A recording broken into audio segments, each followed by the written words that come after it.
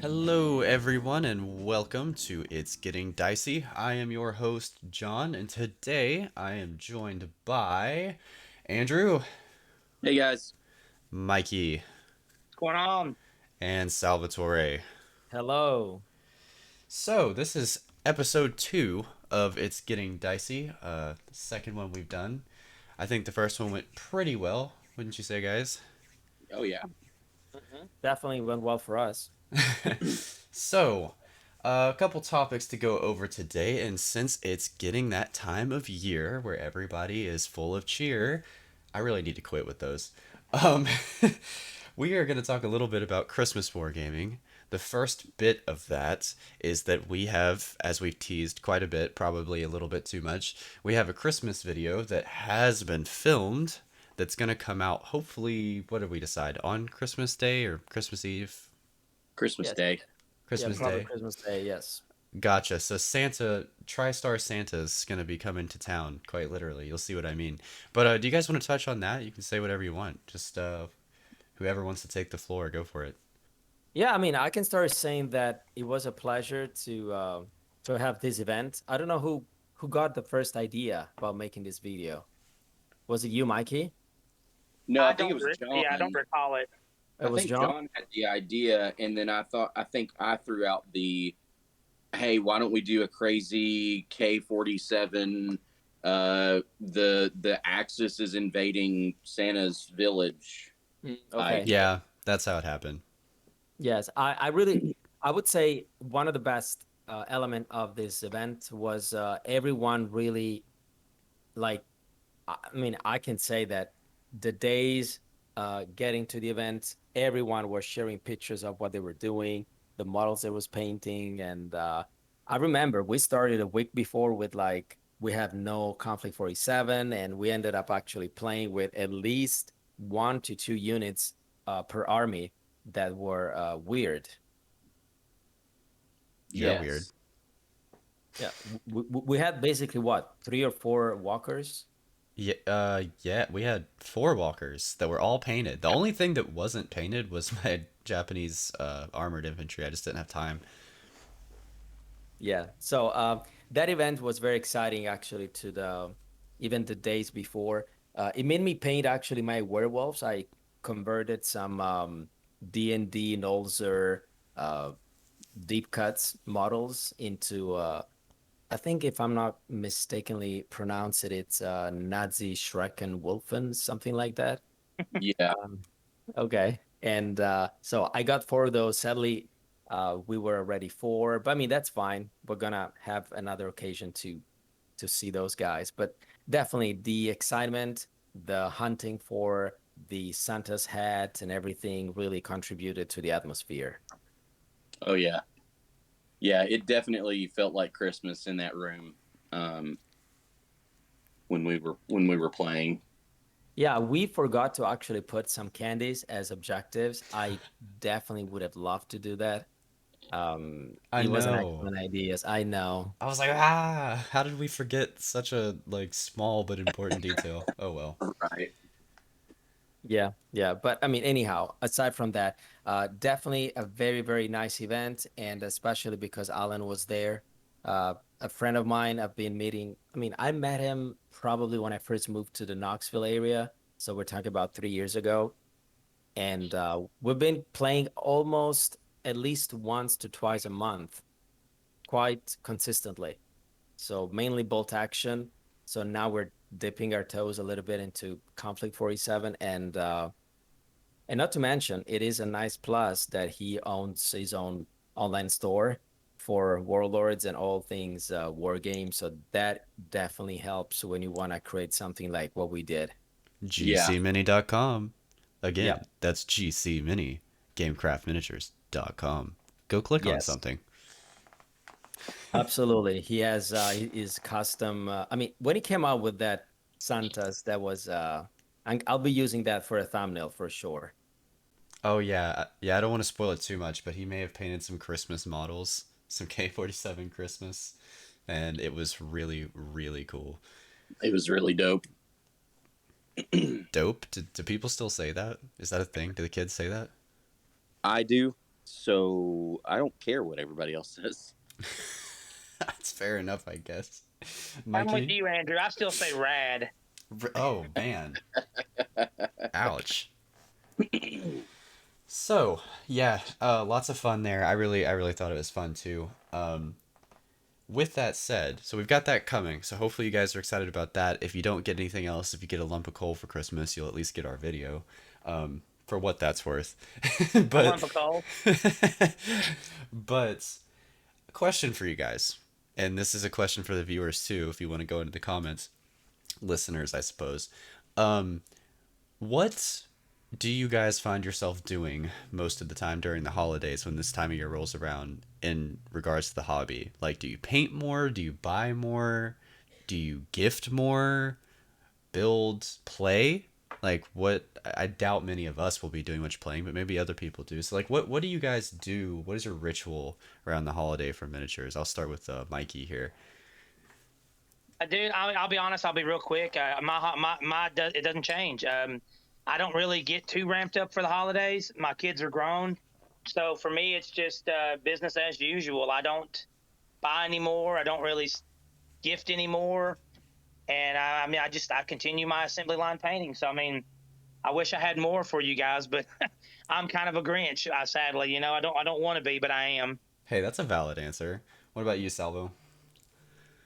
Honestly, I probably would buy more. I have to be honest. I fool myself saying that I need to reward some for whatever reason I decide to, and I ended up buying something that contributes to my pile of shame. Andrew? Yeah, I'm gonna have to probably be in the same category.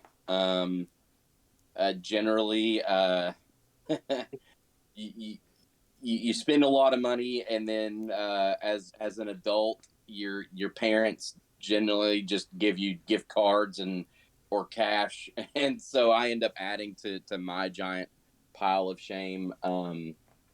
There's actually quite a few things. I've got some models I'm actually hoping to put out on Facebook Marketplace and get sold off, so I can actually uh, make that pile of shame at least a little bit smaller. um, Yeah.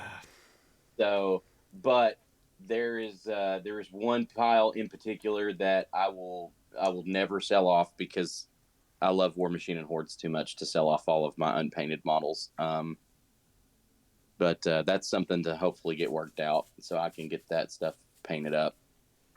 Fair enough. Yeah, I'm kind of in the same boat. I feel like especially as when Black Friday rolls around, that's kind of like when my wallet starts screaming at me and my bank's like, "Why?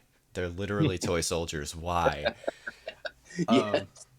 Um So interesting. I was curious if any of you guys, I didn't notice. I mean, what, we've been playing together for like 3 4 years depending on who and when. So I didn't notice Yeah. anything different around the holidays, but I don't, like I don't have an all-seeing eye that looks into your lives all the time, at least that you're aware of. So, um moving on. We touched on the fact that we played K47 in that Christmas video, and that's something we plan on playing more. We talked about that. I think we briefly, Andrew, you mentioned that last episode. So Yes. we've played it now. It's not just speculating anymore. So how do you guys feel? The rules are quite a bit different. So it's not just bolt action with weird vehicles and stuff. It's actually a little bit of a different game. So how do you guys feel about the differences in rules? We'll start with Mikey again. Why not? Uh, Salva might be the best one to go with because as we talked about before we even came on air, I'm not a particular rules Nazi in the sense that, and that's not saying that Salva is, but I don't. Since I don't play competitively, I don't get enough into what everybody's allowed to do. I had a good time with it. The reactions seem to change a lot of what caused bolt action, in my opinion, to be slow. They take away the typical I target you, you go down, I miss.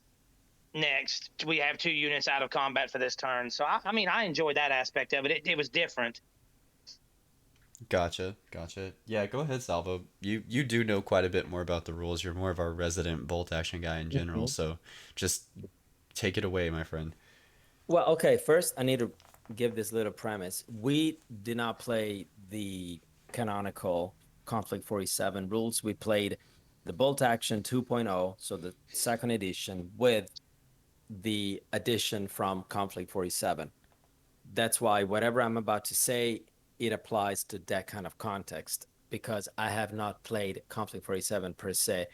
Having said so, I have read the rules, not studying it, but I definitely I read it through the main rule book and a couple of supplements. And I gotta say that Conflict 47, it is basically bolt action 1.6, so to speak, with some extra things. But the core elements are the bolt action previous edition. So what we did, we played the bolt action 2.0, the current edition, and we added, whenever possible, the Conflict 47. The biggest change that we have not played is into the close combat game. I don't want to spoiler the video, but we had pretty maybe 3 or 4 close combat fights towards the end of the game, and the canonical Conflict 47 would have rolled probably differently. In this bolt action, it's more lethal because you either win or you are wiped out. There is no middle ground. While in Conflict, there is some middle ground that we didn't play. Uh, so that is one big difference. Overall, I think the reaction rules gives definitely a fresh take on the same core elements that I personally really like about the order dice, and they give more control on the player. It definitely feels a different game. I agree with John. It is a different game. I would not say it is bolt action with weird stuff. It feels like a different game, and the more probably we're going to dig into the rules, the more of a different identity it's going to take. Yeah, well said, well said. Andrew, anything to add to that? Yes. So, as the member of the group with the least amount of experience with just regular bolt action, um, to emphasize on Salva's and yours that it is a different game. It vastly is. The one solo game that I had against Salva, if you guys haven't checked out the video for that, it's in the archives. Um, Go check it out. I had a ton of fun, but the one thing that I will say is in regular bolt action, and I've seen it in your all's matches. At some point, those order dice begin to swing one way or the other, and as soon as it begins to have that swing, it trends upward in that same momentum. And what I mean by that is, uh, let's say by round 2 or 3, Mikey seems to be pulling more order dice for his units. That gives him more opportunities to shoot, more opportunities to get on top of objectives. And that puts, you, John, for example, behind the 8 ball. And then because he's getting those first opportunities to shoot at you, you might end up losing a unit. Well, okay, you're only at 1 dice disadvantage, but then, that compounds in the next turn and then compounds in the next turn as you lose more units or as you're losing ground.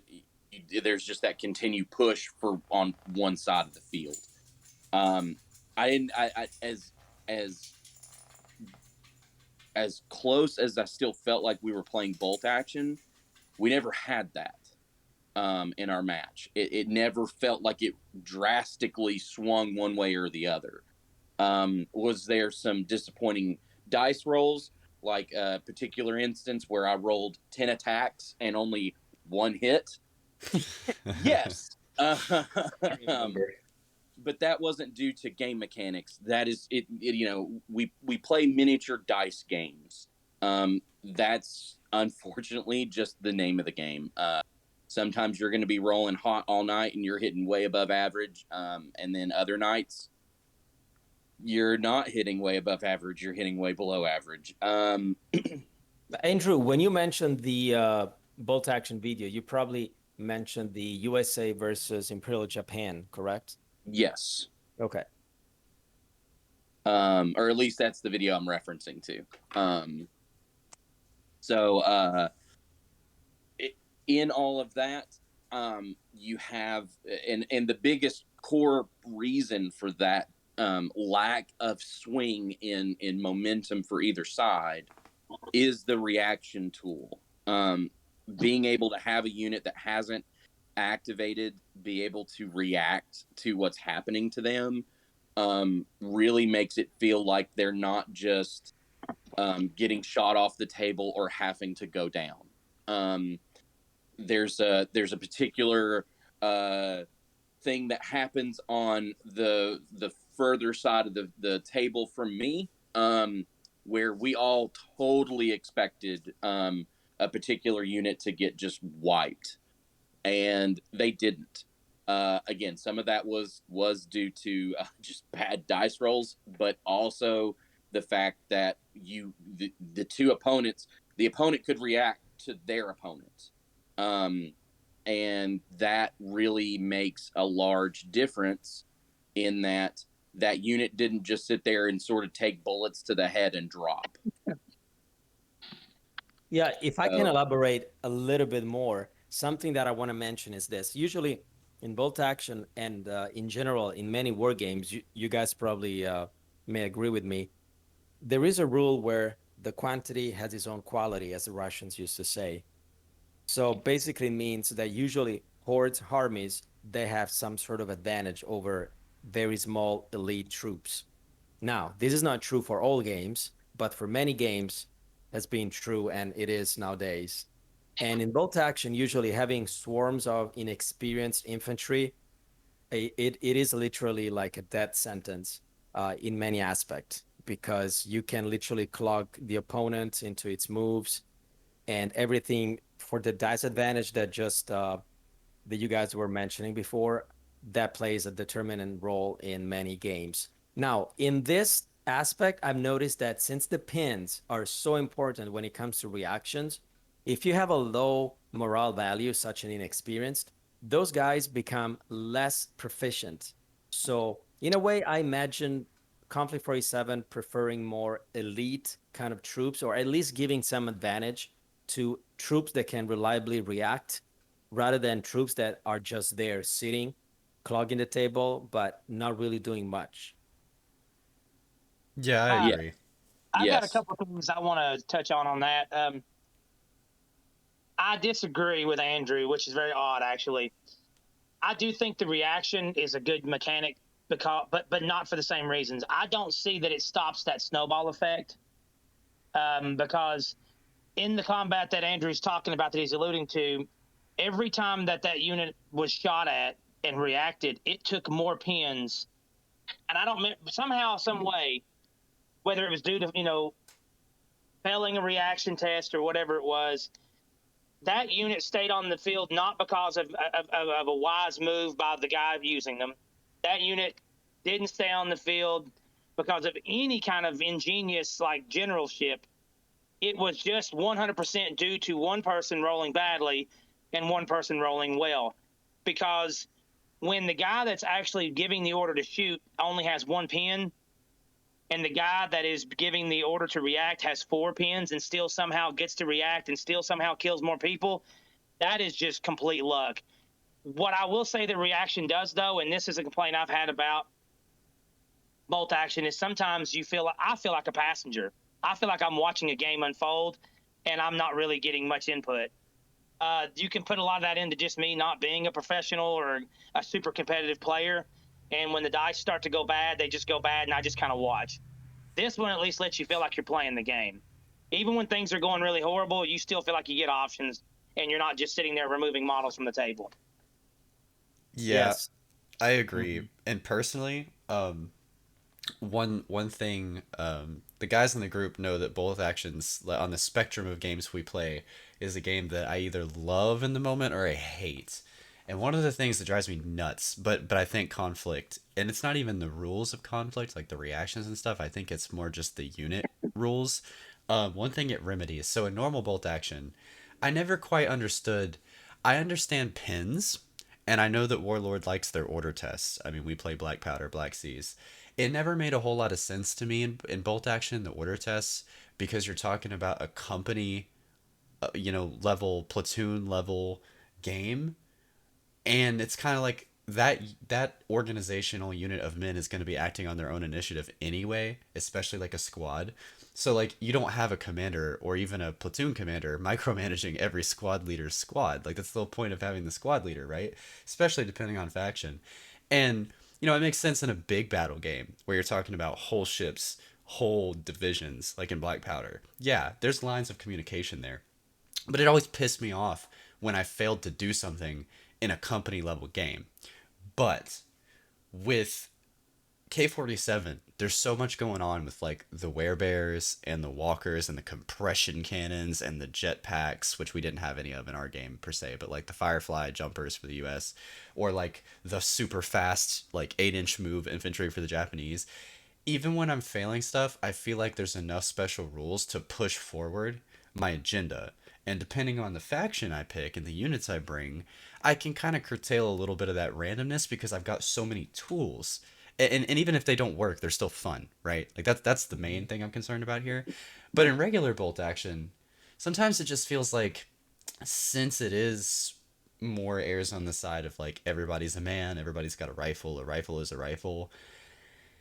If things aren't going your way, they're just not going your way. You don't have anything to boost your playing ability, right? Like, you get hit by a howitzer, you're done, which is cool on one hand, but on the other, since everything's so random, like the dice bag, the dice rolls, the order test, like it's honestly kind of a miracle if you have pins, if your unit even gets to activate. Like if it's not a veteran. So I don't know, but I really enjoyed the all the different wacky stuff. And I was even asking at the beginning of the game, I had one of those scorpion walkers. I was like, can it climb on the buildings? And everybody's like, I don't know about that. But even just the imagery of that, like King Kong style climbing on a building, just made me smile. And that was enough to like really get me interested. Yeah, I enjoyed the game. I like I said that when it comes to the order dice, I don't like I said it helps mitigate the randomness. But yeah, there was turn one and turn two seemed to be a lot of John and Andrew getting to go and do everything first. Yep. Yeah, And then that's me and Alan standing there looking at each other like, having conversations about the weather.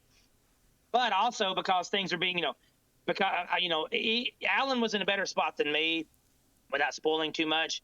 But as a result of me having to wait with Alan to get our dice out of the bag, I was still, I guess, reacting with over half of my units. So when it was time for me to actually give orders, my dudes were already shot up and had pins on them, and like, so it just, like I said, in my opinion, best way to put it, for me, I felt less like a passenger and actually like I had some type of control, even if it wasn't a lot.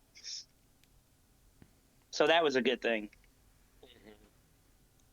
Yes, and I don't want to spoiler the scenario or the video too much, but definitely having 5 objectives on the table and 4 players, it created situations where, in a way, there was a lot of unpredictability, especially when at one point, I won't say who, but the objective wasn't even like every time we would reach to an objective, we would roll to determine what kind of objective it was. And one of the chances was the objective simply disappears, like it goes away, it's discarded. And that makes a big difference, especially when you score points by holding those objectives. Yeah, and actually, guys, when you're listening to this, why don't you go down just for fun and comment who you think the person was that rolled the one for the objective? Is it John, Andrew, me, Alan? and you know what we say here in TriStar. Yes. They know. They know. Trust me, they know. And none of us listen to our own advice, do we? No. No. Interesting. So of the models that you've seen or have, what is your favorite K47 model? We'll start with Andrew there. So far, may change. I have to say it's the Ursus unit for the Soviets. And don't get me wrong, I'm just a huge fantasy guy. The vast majority of games that I play are either a sci-fi or fantasy. So I am going to lean that way, especially with Conflict 47. I have much deeper interest in it than just regular bolt action. And that isn't to say that I don't enjoy bolt action, um, or that I don't enjoy history. But when I'm playing a game, I want something to remove me from real world, and I don't quite get that with straight historic. So that's just a very brief reason why I generally move towards fantasy or sci-fi. But the werewolves and vampires for the Germans are wonderfully sculpted models. I love the way that they look. There's actually very few werewolf models that I've ever seen from a game faction that I like more than the ones for the Germans for Conflict 47. That being said, when I discovered that the Ursus units, it was just so far removed, because where else do you see these big giant hulking uh massive half man half bear monsters tearing down the field to go rip apart a tank or a infantry unit, because they've got special rules to do both. And then, upon further scrolling through Warlord's list of Soviet K47 models, you find that there's a second unit of them, and they all carry hammers, except for one of them.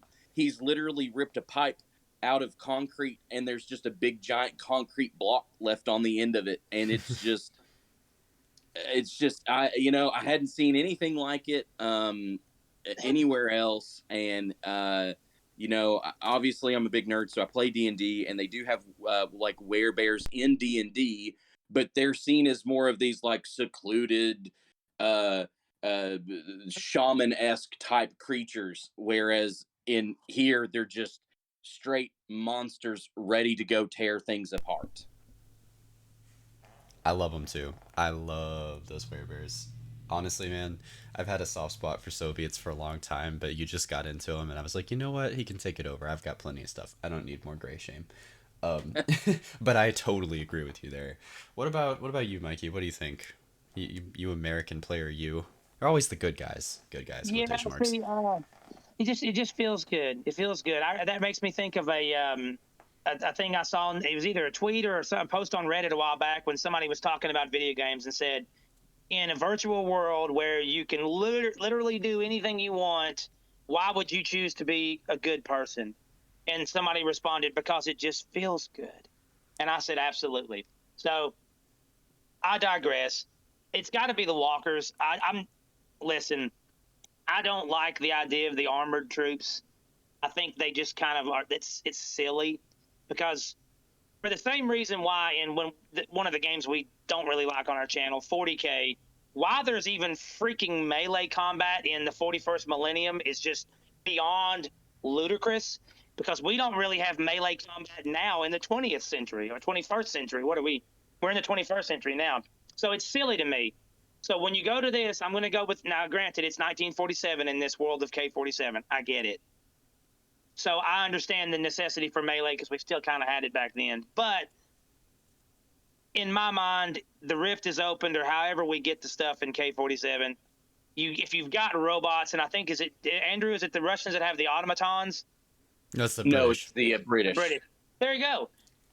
I understand that the heavy infantry is going to be a necessary evil, and I know I'm going to ruffle feathers when I say it, but I think melee in these kind of games is silly. But that being said, I understand I need infantry. All of that aside, it's got to be all of the mechs. The Grizzly, the Kodiak. Honestly, I think I really, really, I like the look of the Bruin. I think it's called the Bruin support walker. But yeah, it's literally just that one chassis, the Kodiak, Grizzly, Bruin are probably my favorite. Yeah, it looks like which one? The one you have right now. It looks like the BioShock, the Big Daddy to me. Yeah, the Big Daddy. I think I named mine Big Daddy Alvin York. Yep. Yep. Salvo, I know that you don't have quite as many K47 models yet, but is there any that have caught your eye? Oh yes, definitely the werewolves, as Andrew was saying.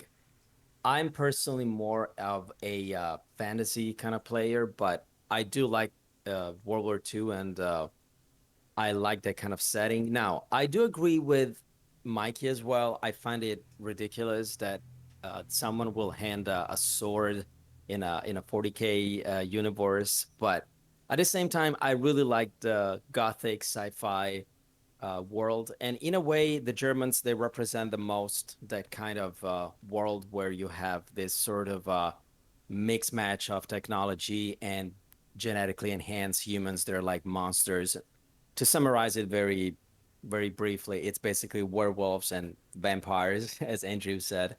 But I definitely like the werewolves, and I didn't find the models I wanted in time, and so I made my own. And it took me half a day, and the results I'm very pleased, and I will keep them. Now, since I already have an army of Finns, I read the rules, and basically the Finns are an accent or a variation of the German army. So I probably will be using them as a core infantry with some German's weird units, such as the probably the werewolves. And I gotta say, I'm not I wasn't really fond of the spider looking light worker, Ah, go to but hell. I gotta say it is pretty tactical. You talking the Japanese scorpion looking thing, or are you talking Andrew's two-legged looks like a cave cricket? No, no, I'm It talking about does. Santa's Walker. Oh, Santa Oh, Walker, yeah, yeah, Yeah, Doctor Robotnik. yeah. yeah. I mean, at first I thought, again, with the bolt action mindset, I said it is an open topped, 7 armor, it's not gonna survive. But and it is fragile, it is, but it is fragile if you catch it. Yeah, and that's Yes, the problem, as we were talking about, off camera about the Recce rules. It's at least as we understand them, that thing almost felt OP. a little bit, especially on a road. Uh, yeah, Salvo and Andrew. I agree. I love the weird like werebears, werewolves, and vampires and stuff. What are they? The knocked terrors, or Oh my obviously, god. I don't I know. yeah, but it's the guys with the Oh, wings. Nachtjäger. Nachtjäger. Nachtjäger, Nachtjäger. Yeah, That's Yes. what they are. yeah, The yeah. I night think that's hunters. yeah, Yeah. Night Yeah, Hunter. those look so cool. So look, man, I think it's overdone these days, but at the time that I was growing up, because I'm a little bit younger than you guys, like zombie movies were at their absolute like zenith. I would say zombie movies, games, everything. Like they had ditched the slow walking, like boring zombies, and we moved into like Resident Evil by that point, right? So like I grew up as a kid watching like Resident Evil with my dad and stuff like that, and stuff like the Night Hunters and the Shibito, I think they're called zombies, and then of course the Totencore for the Germans. Like that stuff just I don't know, that tickles me. And then also my Tau Fire Warriors. I mean, Japanese armored infantry that that that I have are pretty cool too. I don't know, something. I'll just admit it. I'm kind of a weeaboo, for what it's worth. So, the Japanese, I was happy when you turned those over to me, Andrew, because I don't know. I could have went with the Germans, and still probably will. And I'll probably, I don't know. Why can't we both build them? Me and Tyler both did Targaryen in Game of Thrones. So Yeah, I know I talked to you about if you still wanted to hang on to your German units or not, and you decided to hang on to them, and that's perfectly fine. Because I do love those werewolves, and I do love those vampires, and I do want to play them and paint them myself. we can do it So together. at some point, yeah, we could totally do that. We need to figure out it when we can get a hold of those werewolves, and we'll both do like a paint off and paint them up and just kind of compare and contrast. Is that a video idea? Did he I just come up think with a it video is a idea? video. A paint off? Me and you both, because you got your desk now. We can record both of our, kind of like Zorpazorp did with I forgot what channel it was, but he did like a terrain off where they built like, I think it was 40K orc terrain or something. They had a build off. We should do a paint off. Yeah, I I'm like that. totally down for I like that. Can I Comment add if you want something that, to guys. can I add something to my favorite court K47 models? Yeah, yeah, go for it. So I'm not. I understand it. The idea that the Italians kind of are split in K47, that makes total sense for me. It just makes it harder to build a force. But I already have a large force of these guys that aren't K47, and I really do like the Brasilieri gladiatorial Hmm. Oh yes. models. It's going to take more digging than I can probably do right now with my brain being frazzled to decide how I could actually put together a force to do that. But if yeah, other than the walkers, I think that's probably the only other thing that I would be. Other than building what I need for the U.S., that's the only other thing that I think I would be interested in. Those dudes do look badass. I'm not gonna lie. Roma and Victa. Am I right, boys? Right? Oh man, Oh man. so much cool stuff to talk about with K47. Man, it just gets my goat. Honestly, is that PC? Can we say that? Is there something wrong with that? Well, it depends on where you're at in the world, I would imagine. Ooh, ooh, that's dangerous territory No, no, there. I mean like down here in the South. Well, sometimes we say, do you need to wet your whistle?" Which Hmm, means, that's fair. are you thirsty? But Yeah. other people, I've worked with other people before from like other parts of the country, and they look at me like I've grown a second head. What was it I said? I worked with a lady once, and I think I even said it during a war game convention once or something, or playing a game. I said, well, there's more than one way to skin a cat. And like the person I was talking to, I forget who it was, but they were from California, and they just looked at me like I was an awful person. And I was like, what? They're like, what does Like, that what do you mean? think we make sausage out of down here? You know? Oh boy. Yeah, so man, but seriously though, K47, it's reinvigorated. I kind of fell a little bit out of love with bolt action for reasons I won't go into, but K47's making me excited about it again. I don't know about you guys. It is definitely influencing my thoughts when it comes to the development of the skirmish World War II. Yeah, so how's that going by the way? We kind of plan to do a video eventually on it, but any updates for that?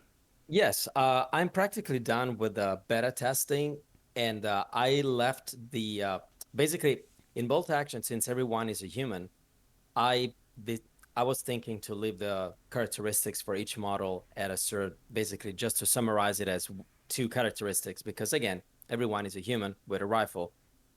But since I want to opening up with the possibility of a little supplement for some units from AK Conflict 47, I would probably leave the characteristics as three instead of two, just because I want to take into account that you may face again something like a bear. Definitely is not a human. I mean, says you. They have rights too. Yes.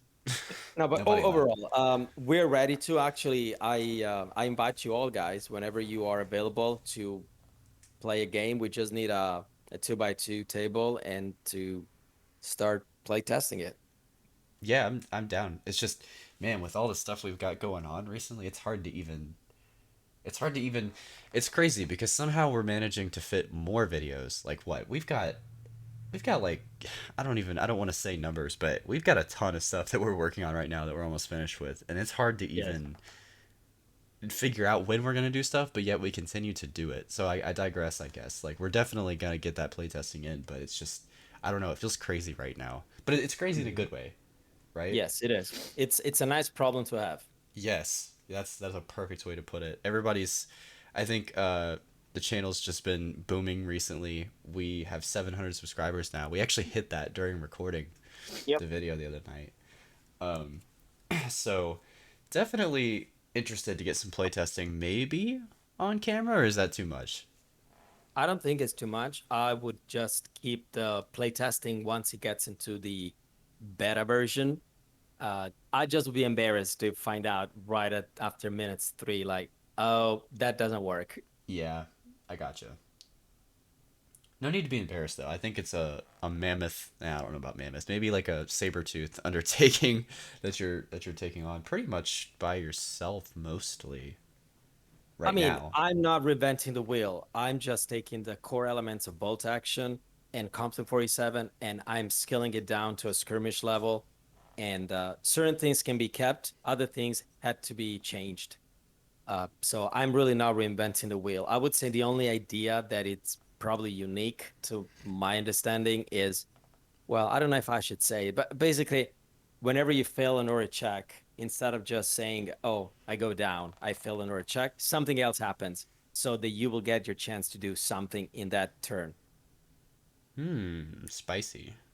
So Like Italian it's food. still quite an undertaking, though, Salva, because it takes a level of intelligence and creativity. to realize what should be kept and what can't be kept before you even can put it on the table. You know what I mean? Yes, but again, on the paper, all works. But I realized very quickly when I was into this designing world of games, um, there is the rule of F, that is the rule of fun. You can do everything you can, but in the end, if it's not fun, if it doesn't flow, uh, it just an elaborated mental construction. But so that's why playtesting is key. I don't want to sing victory. I'm fairly confident though, because again, the core elements I took them from Bolt Action, and those I really like. I had in mind, to be honest, John, I had in mind people like you, for example, that fell out of love for Bolt Action for some time, and I decided I thought like you, and I said, what would I change so that those reasonable objections can be met? Like, for example, as Mikey said, if I go down, you shoot at me. I didn't get the die before you. I decided to go down. You miss me. We both did nothing for the whole turn. So how can I avoid that? Or how can I avoid failing, for example, when I rally and I roll a one? So in the end, I remove only 2 pins and I had maybe 3 pins. You know what I mean? Yep. You did the right thing. Like tactically, you gave up your action to rally, and you should be rewarded not by chance. No, I agree. So I For just sure. thought in that Sure. sense. Yeah, sorry, Saba, go ahead. No. That's what I was saying. I just trying to put myself in the mind of a player that has some objections with the system and trying to get rid of those moments. Reward your actions rather than your luck. Yeah, I agree with you 100% because I do understand it's a dice game, and a lot of the games should be handled by dice, by risk assessment. But there are some things that just should not be handled by a D6. Yes. Yeah, agreed. That's I think what really pushed me out of Bolt Action for a bit, and it's not so much Bolt Action itself, but it was another game actually. We did one video. Salvo and I played the Game of Thrones. Man, I can't even Oh think of what yes. the full name is right now. Game of Game Thrones. Song of Fire and Ice. Yeah, Yeah.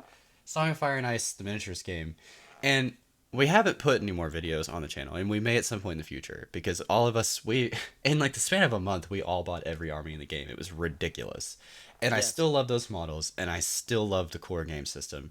I think it's a very small development team, and the rules are kind of busted right now, to the point it's not fun for a lot of us.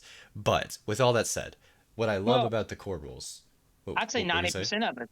I'd say 90% of it's not fun for because even the people that are benefiting from these rules are not enjoying the game with the ones that aren't benefiting, that are being punished by the Yeah, rules. because they're just that Yeah. punishing. No, Well, I yeah, can. like John, the last match that you and I had, like, okay, was it like, wow, I finally beat John for a change, but to that extent, it was just Not even fun for either of us. it wasn't fun for me. On the other end of the table, like turn one, I dropped one of your units, and you were okay with it because you knew you could bring it back, but then you brought it back, and I dropped it again. I was like, Um, man. uh, and was still in a position to maintain board control and maintain like a military presence in the terms of, I still had plenty of things to be able to do on the board, and you were running out of them. It Yes, wasn't fun. It was not fun to be on that side of it. but how that relates to bolt action for me was, although it's in a broken state right now, that game barely uses dice. Honestly, like it's still a dice game and you still have to roll for things, but a lot of it, and it's still RNG because it's cards, but you have a deck of cards that allow you to do orders, right? And none of it really, like, I'd say 80 to 90% of it does not rely on a d6 die roll. It is just you play your card if you can play it, and you have maybe choices sometimes of when or how you use it. Yeah, that's your random aspect in that game. Yeah, which it's random, but you still have, like, there's never a point. The only thing that you can mess up as the player, and it's a huge thing, is when or if you play it. But or maybe not putting your guys into a position where they can play it. But you're not. It's not a die just telling you no No. for no other reason than just no because you got unlucky, right? Like you made the mistake. And granted, for balancing reasons, that's why the game state that it's in and it needs to be addressed. But it made me realize just how random some of the Warlord games are, and it's not just bolt action. Um, but like, man, so much. Like Salvo was saying, like the rally, for instance. Like, why does that even require? I get what they're going for, but maybe D3, or maybe 3 plus D3 instead of 1 plus D6. Oh, don't even bring that word up. That brings back nightmares. 3 plus D3. For all our 40K players out there, but I just, I don't know, man. It feels so random to the point of just punishing one side because of luck. Whereas when we were playing Song of Ice and Fire, I was just like, man, even if I lose, I'm in control to an extent. But then I realized that, some factions are just more powerful than the others, and it doesn't really matter how much control I have. But I digress. Anyway, back to bolt action. We could talk about A Song of Ice and Fire all day. Yeah, We we need probably to do a should. podcast on that as a group of amateurs and our take on that because I literally I'm wringing my hands over here disagreeing with so much of what you're saying about A Song of Ice and Fire. So we need to just dedicate a podcast to that. But yes, continue on. We should. We should do like a massive ramble because that's what it would be. Rant rather. But Mm-hmm. anyhow, it made me fall out of love with bolt action a little bit. But all this cool stuff that we've been getting into with the K47 and the special units and models, really just the models if nothing else. And then Salvo working on that firefight and trying to kind of curtail some of those issues that we've been talking about, which I would love to know personally. I think we all would. What you guys think, audience, about everything we've said about bolt action? Do you have that problem? Do you play it enough to have that problem? Do you play with people that give you that problem? Do the dice hate you? Like, because for me, it got to a point there where I was like, I can't play this game right now. Yeah, I mean, see, I agree that we need some answers in the comments because I know there are people out there that feel like me and think that the dice gods have abandoned them for the past 7 months. So please, guys, in the comments, let us know exactly if you're having issues with bolt action, what you're having with bolt action. Tell us your thoughts on K47 if you've played it. Yep. So final segment here. We're getting closer to that hour mark. I did want to say real quick that we have not talked about Lord of the Rings in a minute, and that is not because we forgot about it. We just have a lot of other stuff going on. But that game is very close to our hearts, and probably, I mean, we're still working on Battle Companies, but we'll probably get some more mainline content out because we got a bunch of models in recently, Yep. like in the next few months, I'd say. Well, we can't squeeze what we want to say into a 15-minute segment about that game. So it's going to require its own podcast, maybe even a two-parter, I would imagine. Exactly. Same for Black Seas, too. We didn't forget about any of that. It's just, we have stuff going on, you know? It is what Bear it is. with us. Bear with us. That kind of segues over, though, and I use that word too much. We mentioned backlogs earlier, so I want to know, guys, and audience, participate in this conversation in the comments. What is in your backlog? We'll start with Salvatore. What is my backlog? Well, definitely there is. I bought the new Italian plastic kit from Warlord, the black shirts and the infantry. I have. I still need to assemble them all, and that is definitely my backlog. Briefly, actually, shortly, in the near future, we're gonna release a video reviewing those models and the box. So that is in my backlog. Okay. That's a pretty small backlog. I feel a little embarrassed now. Um, Well, I mean, I'm talking about my next project. I mean, I'm What not he plans on painting. yeah, well, what else is in there? You got anything else sneaking around in there? definitely them, and then of course the new. I have a bunch of stuff for the fins, the finish for bolt action that I haven't finished to paint yet because I focus on the tournament that you guys probably heard about NashCon 2021. And I put my heart and soul in finishing only what I needed, but in reality there is much more, like the flamethrower, the Panzer Shrek team, stuff that you don't usually see on the table as much. Well, definitely you see the flamethrower, but anyhow, I need to finish those and the werewolves that I just converted. I just painted one. I need to paint the other three. Gotcha. You And should do a plus, video. yeah, plus I have, and I forgot, thank you, John, for mentioning Lord of the Rings. I will be jumping on board with the Gondorians, and they are assembled, they are based, and they are primed. And there is a whole army, though, that needs to be painted. Calvin, I got to ask you one question because we're going to field our armies together at some point. Oh my. Where was Gondor when the Westfold was burning? It was sitting inside a box. So, I'm gonna guess. This is me guessing based on what I know. I'm gonna go in relative order of severity of the backlog here. So next I think would be Mikey. What do you have in your backlog? You are actually incorrect. And now this is something, and I know that my neuroses is probably going to bother a lot of the gamers out there because I do everything really different. I actually have my little notepad on my phone pulled up that has exactly everything on it that is required to paint. Because, Nerd. and this is John and Andrew one day after a game night, we were in my driveway discussing, and something they said made my brain short circuit, and I couldn't talk. They told me that they don't paint things until they need them. And I can't understand that. Like, my brain does not compute. So I actually can tell you exactly what's in my backlog. Here we go. 5 Rohan heroes, 2 French third rates, 2 French frigates, 5 French brigs, 1 gunboat, 4 World War II Italian models, a Skaven Blood Bowl team, 2 American Civil War Union regiments, 1 American Civil War cavalry regiment, 2 American Civil War Zoav regiments, 5 American Civil War commanders, 3 dismounted cavalry, 4 draft horses teams for Civil War, and 3 skirmisher units for the American Civil War. So I am actually, guys, this right here will probably, and I know people are going to think I'm a liar, but I don't like to have things waiting to be painted. I'm actually do have a goal to have nothing to paint. I want to be able to sit down in my game room and watch TV instead of paint all the time. That would be nice at least once. So that's all I've got in the backlog. Yeah, I mean, good luck. Good luck getting there. We all know how that goes. Not you. Not It's nothing you did. It's Oh, all no, of I us. know, I know. It's like It's plastic always going to crack. be said. The list is getting smaller, though. There was one point, probably within the last year and a half, that the list was so big it was. I feel overwhelmed if I've got a lot waiting on me.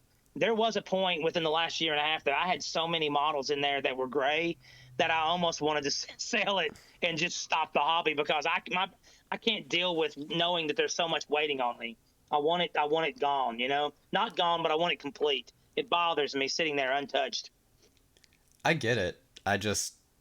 And yeah, my brain does not work that way. So the other apparently crazy one, Andrew. I know your backlog's got to be pretty big. Just because you're always like the one pushing forward new games and stuff for us. So like Hey, I met a guy in an alley with a new board game, a new tabletop game. So here's the deal. I'm an addict. Yes, he My is. wife will No. tell you. My wife And we will are tell you. enablers. So I love fantasy worlds. I love sci-fi worlds. I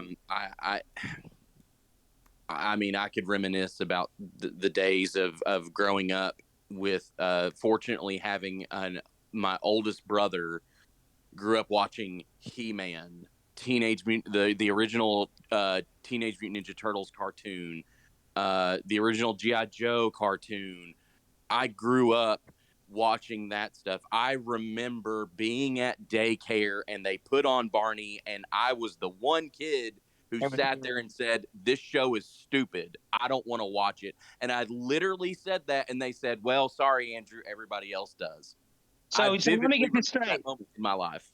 Let me get this straight. You were going against the grain all the way back then. Yes. So there you go, guys. Andrew has been argumentative since day one. 100%.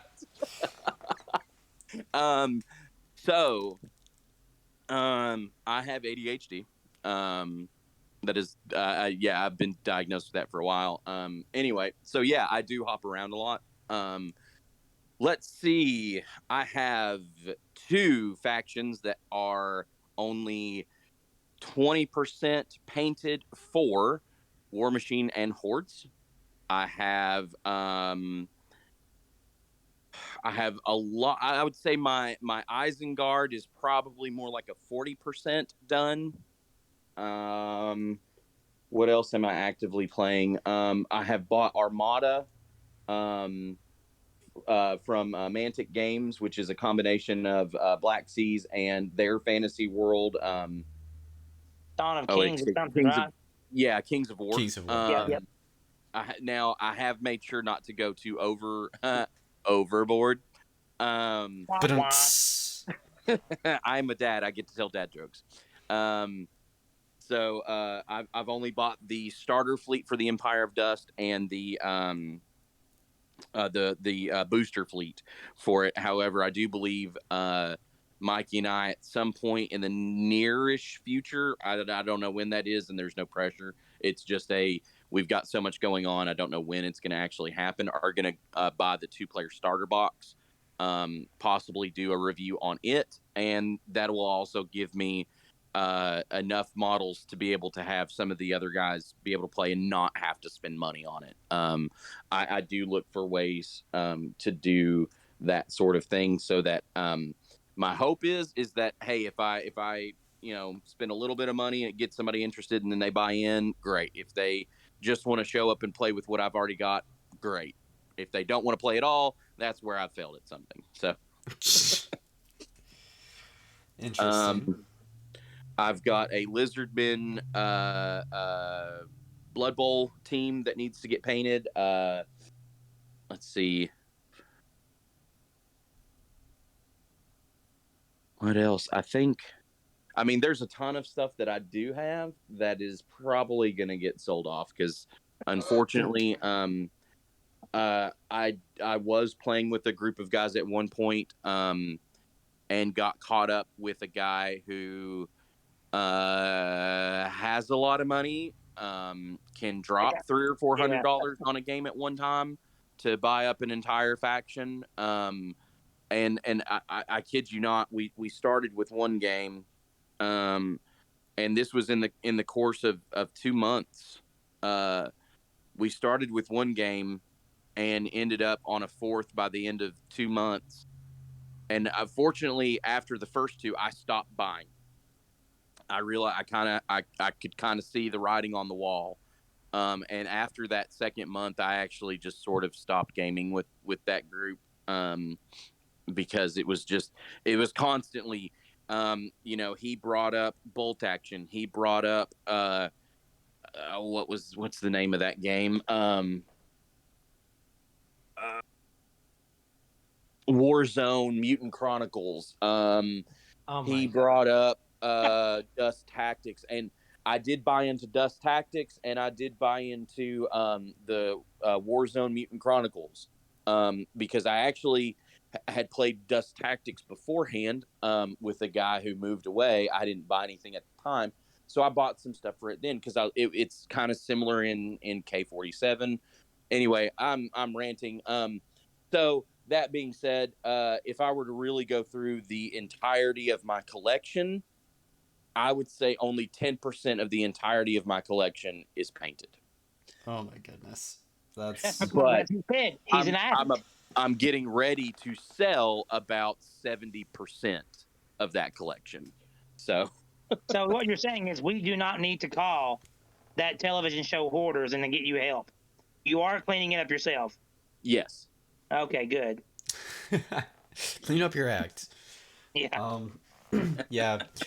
So that's. I kind of thought mine might be the biggest, but no, I think yours is. I really don't want to go into mine because I'm so ashamed of it, especially the Black Seas. You know what? I'll say the one thing that like, just irks me that I haven't done anything with. I have like a whole Spanish fleet for Black Seas that I've only painted the Santissima Trinidad and nothing else. And I Which feel longtime viewers know why that's the only thing you painted because you've had to repair it. yeah, yeah, that kind of like that killed my buzz a little bit with that game, but I still love it and we'll still play it. But with everything else going on, it's just been hard to fit it in, especially because we're really the only two that care too much about that game. So, but yeah, that's probably the worst. But I have hordes of gray Lord of the Rings guys, and Too much gray bolt action. Yeah, I have a whole German army, and then like half of a Japanese and half of a British that's not painted, and then yeah, I mean that's the bulk of it, honestly, and then a whole tub of 3 entire 40k armies. And if any of you play 40k, you probably know what that costs. I didn't get it retail though, thank God. Um, that needs to be sold. It's packaged up to be sold. It's just like finding somebody to buy it, dude. I don't know. I swear you guys can pawn it off in 2 days, and for me, it's like nobody wants my stuff. I don't get it. I don't get it. I'll tell you the tip that I've got on selling any kind of painted miniatures. I actually had a very dear friend that played Space Wolves, and when we moved to 8th edition, he wanted to get rid of them, and he would list them on those Facebook groups, and he wouldn't get a bite in 2 weeks, and I would list my things and would sell them in 3 days. And he was like, "How are you doing it?" And I said, "It's simple. Things are only worth what somebody's willing to pay for them. That's the problem. We put a lot of effort and time into these models, so a lot of us gamers feel like that our time and effort means something to other people, but it doesn't. So once you buy a box off of Amazon, or if you get it at the store, and whether you get it at retail or not, guess what? It's not worth that anymore. I don't care if it's sealed. And this is just a harsh reality, because if you're trying to sell it on Facebook and it's sealed in the box and you're asking retail, they're just going to go get it from another store and you're going to hold on to it. So you kind of got to go ahead and give it those like friendly local game store discounts. You need to sell a brand new one in the box around 20% less. But if you take it out of the box and you assemble it, you better sell it for 50%, because nobody's going to want to buy that most of the time if it's already been hobbied a certain way. And if you paint it, yeah, I don't care how good you paint. Listen, you could be a world-class painter, but I'm not spending more than 40% of retail for your creation, because it's not going to fit my army and I got to redo it. So that's how I've always been lucky. If I have it and I want to get rid of it and it's still in the box, I'm still selling it 20% cheaper than retail. If I put it together, that's 50% retail. If I paint it, that's 40%, because it doesn't matter how much I like how good I paint. Nobody else gives a crap. They want stuff cheap, you know? Sage advice. Well, Take it for we what it's worth. we are over the hour mark now, so I feel like we could go on longer, but I don't know that that's a wise thing to do. Although I am glad we got a full episode and a chocked full episode here, because we probably won't be doing it for the next 2 weeks. Would you say, guys? It just depends. Probably yes. Yeah. Yeah, just because of holidays and all that stuff. So don't expect it for the next 2 weeks or so, but hopefully at the beginning of the year we can just get right back into the swing of things, right? Yep. Yeah. So, with all of that said, thank you guys as always for all your support. Please do like, comment, share. We do appreciate that stuff, and it really does help us out. And then also thank you for the 700 subs. I know that's not a lot for some people, but it's more than we ever thought we'd get. I feel like I say that a lot. But with all of that said, my friends, whatever you do in life, just don't roll.